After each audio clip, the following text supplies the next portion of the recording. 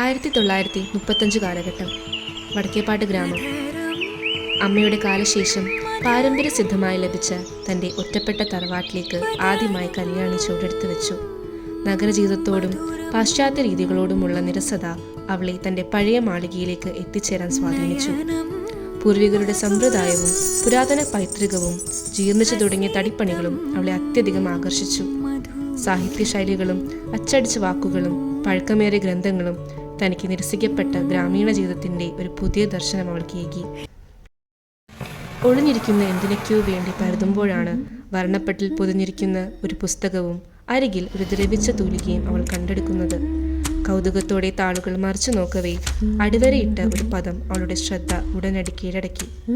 ദേവി, ശ്രീദേവി. വടക്കേപ്പാട്ട് ഗ്രാമത്തിലെ പേരുകേട്ട പ്രമാണിയായിരുന്ന ഹരിനാരായണ ഭട്ടിൻ്റെയും ജാനകി അമ്മയുടെയും ഒരേ ഒരു സന്തതിയായി ശ്രീദേവി ശിവമംഗലം തറവാട്ടിൽ ജനിച്ചു. ആറ്റുനോറ്റുണ്ടായ കുട്ടിയെ മതിയാവോളം താലോലിക്കുന്നതിന് മുമ്പ് തന്നെ മാറാരോഗത്തിന് അടിമയായ ജാനകി അമ്മ എല്ലാവരോടും വിടചൊല്ലി. കൈക്കുഞ്ഞിനെ നോക്കാൻ മറ്റു മാർഗങ്ങളില്ലാതെ ഹരിനാരായണൻ രണ്ടാമതൊരു വിവാഹത്തിന് വിധേയനായി. അങ്ങനെയാണ് ഭാർഗവി കിഴക്കേപ്പാട്ട് തറവാട്ടിലെത്തുന്നത്. വളരെ ചെറുപ്പത്തിൽ തന്നെ ഒരമ്മയുടെ ജീവിതം നയിക്കേണ്ടി വന്നതിൽ ഭാർഗവി അതൃപ്തയായിരുന്നു. ആർക്കൊക്കെയോ വേണ്ടി ജീവിക്കുന്ന അവളുടെ മനസ്സ് മറ്റെന്തിനൊക്കെയോ വേണ്ടി പിടഞ്ഞു. കാലക്രമേണ അത്യാഗ്രഹിയും സ്വാർത്ഥിയുമായി മാറിയ ഭാർഗവി ശ്രീദേവിയെ അലക്ഷ്യമായി വളർത്തി. തൻ്റെ 18-ാം വയസ്സിൽ അച്ഛൻ ഹരിനാരായണ ഭട്ടിന്റെ മരണം ശ്രീദേവിയെ അനാഥയാക്കി. ഒപ്പം പാരമ്പര്യമായി ലഭിച്ച സ്വത്തുക്കളുടെ ഏകാവകാശിയും. ഭട്ടിന്റെ മരണശേഷം മറ്റാരിലോ ഉണ്ടായ കൈക്കുഞ്ഞുമായി ഭാർഗവി ശിവമംഗലം തറവാട്ടിൽ മടങ്ങിയെത്തി.